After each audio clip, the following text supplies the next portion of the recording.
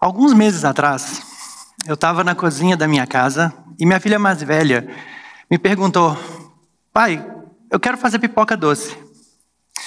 E aí eu fiz a coisa que é a coisa mais natural do mundo. Eu peguei meu telefone, pesquisei e encontrei instantaneamente uma receita de pipoca doce. E eu nem me toquei que isso é uma coisa absolutamente antinatural da gente fazer, porque nas últimas décadas a gente se acostumou a usar os mecanismos de busca para encontrar todo tipo de informação sobre o conhecimento humano. Esses mecanismos mudaram a forma como a gente trabalha, mudaram a forma como a gente aprende e mudaram até mesmo a forma como a gente se relaciona. Agora, imagine o que aconteceria se ao invés de simplesmente responder para a gente coisas sobre o que a humanidade já conhece, esse tipo de mecanismo pudesse responder para a gente perguntas para as quais ninguém ainda sabe a resposta. Pode parecer ficção científica isso que eu estou falando, mas se a inteligência artificial continuar evoluindo na próxima década, com a mesma velocidade com que ela tem evoluído na última década, nos próximos 10 anos nós vamos ter algo muito parecido com isso nas nossas mãos. E isso vai mudar muito a forma como a nossa sociedade funciona. Nossos computadores digitais, todas as máquinas que a gente tem, desde os primeiros computadores da década de 40, os computadores que eu aprendi a programar quando era criança, os nossos smartphones hoje, todos são o mesmo tipo de máquina. Na computação, a gente chama de máquina de Turing, em homenagem a um dos fundadores da computação. Essas máquinas foram criadas porque nós precisávamos melhorar a nossa capacidade de fazer cálculos matemáticos e de memorizar grandes quantidades de dados. E elas são muito melhores do que nós nessas duas tarefas, mas em compensação, elas têm uma grande desvantagem sobre nós. Se você quer que um computador resolva um problema, você precisa descrever exatamente para esse computador como esse problema precisa ser resolvido.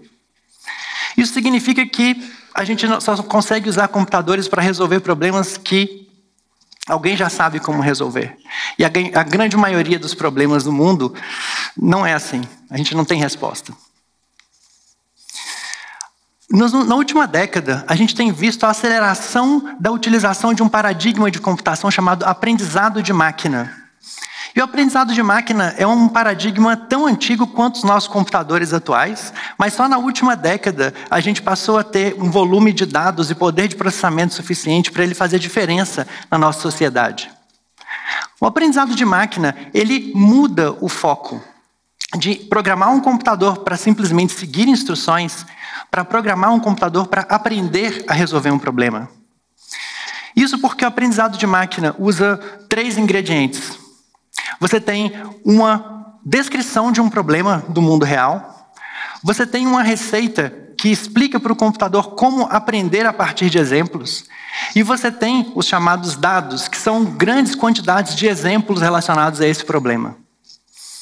Munido desses três ingredientes, o aprendizado de máquina, que é o nome acadêmico, na verdade, do que a gente chama de inteligência artificial, ele permite que os computadores aprendam a achar soluções que nenhum ser humano ainda conhece. E a gente tem visto, principalmente nos últimos 5 anos, essa tecnologia sendo utilizada para responder mais e mais perguntas. A gente começou trabalhando num ambiente extremamente empresarial. Então a gente responde perguntas do tipo: que suprimentos podem atrasar esse mês? Ou qual anúncio é mais atrativo para essa pessoa? Essa é uma pergunta extremamente polêmica hoje em dia, porque ela está por trás de toda a inteligência artificial que tem relacionada à propaganda. Mas a gente pode usar essa tecnologia ela é uma tecnologia de propósito geral, a gente pode usar ela para qualquer área do conhecimento humano. Então a gente pode usar essa tecnologia para responder coisas muito mais fundamentais para a nossa própria existência. Coisas do tipo: o que causa a doença de Alzheimer? Ou qual o melhor tratamento para um caso específico, para um paciente específico que sofre de dor crônica? Ou ainda, qual o formato exato tridimensional da proteína que vai ser sintetizada por um gene específico de um micro-organismo? Essa é uma pergunta bastante técnica, mas ela pode ser traduzida de uma forma muito mais simples por como sintetizar plástico biodegradável. Todas essas perguntas são perguntas que nós, né, eu e meus colegas de trabalho, temos trabalhado nos últimos anos. Mas a sociedade, como um todo, ela criou a ideia de que a gente precisa de profissionais específicos para trabalhar com esse tipo de tecnologia. O professor Andrew Ng, que é um dos grandes expoentes dessa área na atualidade, ele definiu num tweet em 2016 que a inteligência artificial é um superpoder. Ele talvez tenha exagerado um pouco, mas se a gente pensar que as nossas máquinas, os nossos computadores, eles não são nada mais do que extensões de nós mesmos, se a gente cria uma máquina capaz de aprender algo que a gente não sabe, é uma espécie de superpoder. E se IA é um superpoder, quem seriam então os super-heróis? A gente criou então uma figura que é chamada de cientista de dados. O cientista de dados, ele é uma espécie de um profissional multifacetado. Ele tem que ter um pouco de programador, um pouco de estatístico e um pouco de contador de histórias, porque o trabalho dele é traduzir entre as perguntas do mundo real e o formalismo matemático que o aprendizado de máquina precisa para ser capaz de entender essas perguntas e transformá-las numa solução. O cientista de dados trabalha numa fronteira muito tênue entre o que é provável e o que é possível. E é por isso que ele é considerado uma das profissões mais sexy do século XXI.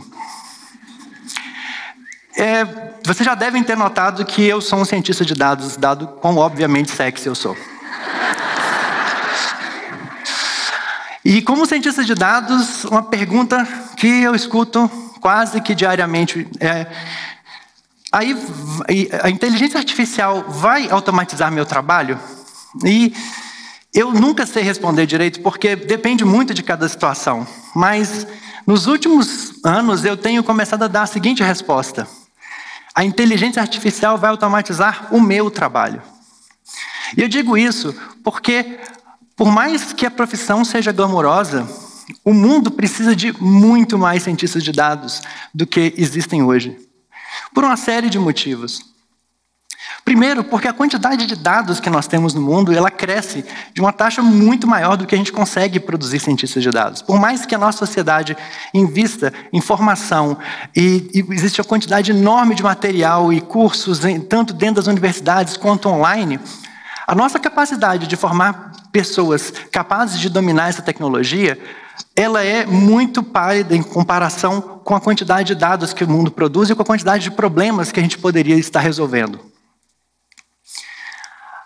Isso faz com que o cientista de dados se torne um profissional relativamente bem pago dentro da área de tecnologia, um profissional caro.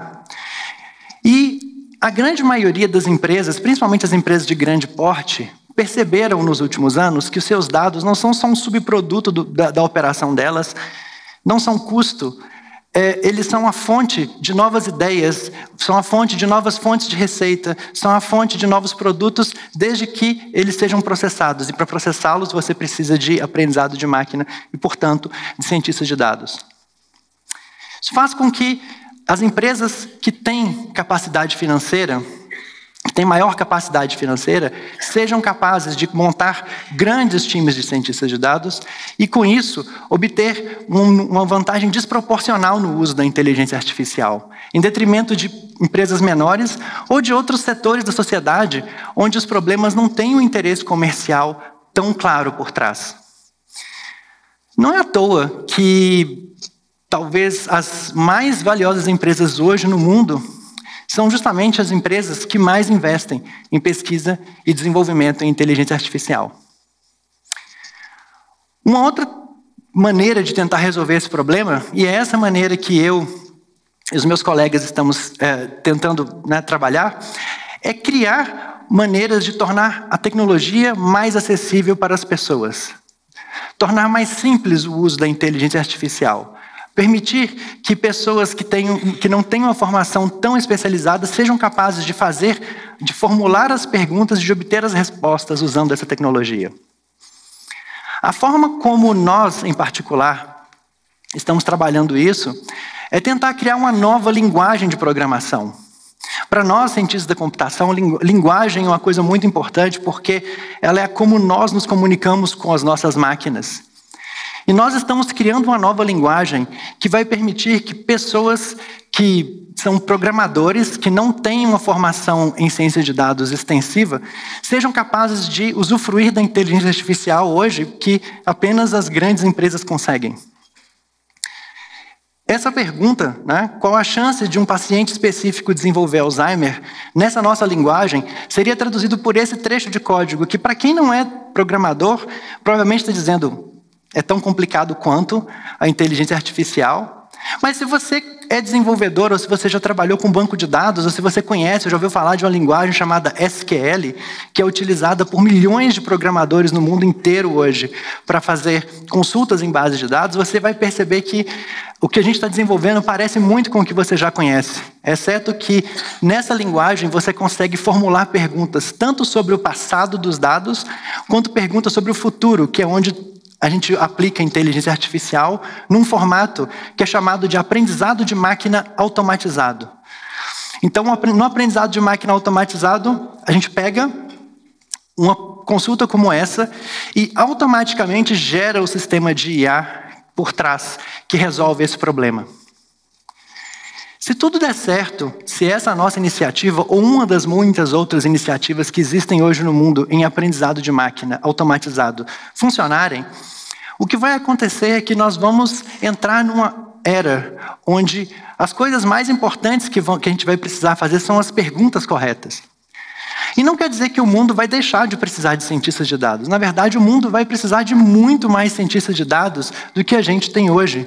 Porque nós temos muitos problemas para resolver nesse século XXI. A humanidade tem muitos e muitos desafios. Esses 10 são só de uma das listas de principais desafios da humanidade. Então, claramente, a tecnologia não vai resolver esses problemas sozinha. Mas ela pode ser um poderoso aliado na solução dos nossos maiores desafios, desde que nós tenhamos capacidade suficiente de fazer as perguntas certas. Como distribuir renda e bem-estar? Como desenvolver novos antibióticos? Como combater o discurso de ódio e fake news? Como fornecer assistência médica de ponta fora dos grandes centros urbanos? Quando o professor Andrew Ng disse que a inteligência artificial é um superpoder, a frase completa dele, na verdade, foi essa que está aí. Espero que você aprenda inteligência artificial, não por causa dos altos salários, mas porque IA é um superpoder que permite que você mude o mundo. Nós, em particular, acreditamos muito nessa ideia. E o nosso objetivo é tornar esse superpoder disponível para o maior número possível de pessoas. Obrigado.